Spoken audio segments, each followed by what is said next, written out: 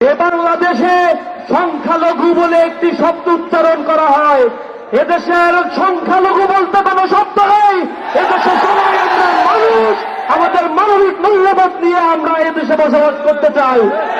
একতার বাংলাদেশে আজকে যারা এখানে উপস্থিত হয়েছে, গণ্যমান্য ব্যক্তিগণ, বিভিন্ন সম্প্রদায়ের লোকেরা, তারা আজকে যে বার্তা এখান থেকে ছড়িয়ে দিয়েছে, আমরা আশা করি আমরা এ দেশকে নতুন উদ্যমে, তারুণ্যের উচ্ছলতায় আমরা এই দেশকে গড়ে তুলতে চাই।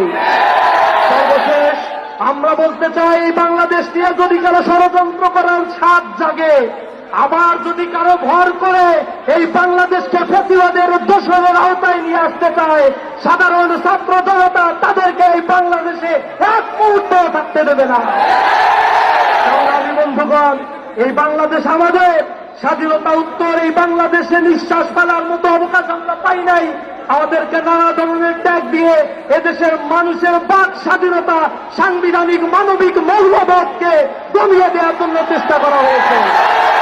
আজ মানুষেরা জেগে উঠেছে, জাগ্রত মানুষের কণ্ঠস্বরকে রোধ করার মতো কোনো চক্রান্ত করার মতো কোনো শক্তি নাই। আমি সর্বোপরি বলতে চাই, আমাদের ঘরে আলোর অভাব কবু নাহি হবে আর, আকাশ আলোক বাঁধিয়া আমি দূর করিবে অন্ধকার, শস্য শ্যামলা এই মাটি মার অঙ্গ পুষ্ট করে আনিবে অটুট স্বাস্থ্য সবল দেহ মন ঘরে ঘরে। আমরা আনিব ফুল ও ফসল পাখিরা কারাঙ্গভর, জগৎ করিব মধুময় প্রাণে প্রাণে প্রীতিডোর। আমরা প্রতিটি প্রাণের বন্ধনে এই স্বাধীন সার্বভৌম দেশকে গঠন করব। আমরা অতন্দ্রী প্রহরী হয়ে বাংলাদেশের প্রতি ইঞ্চি মাটিকে আমরা রক্ষা করবো ইনশাআল্লাহ।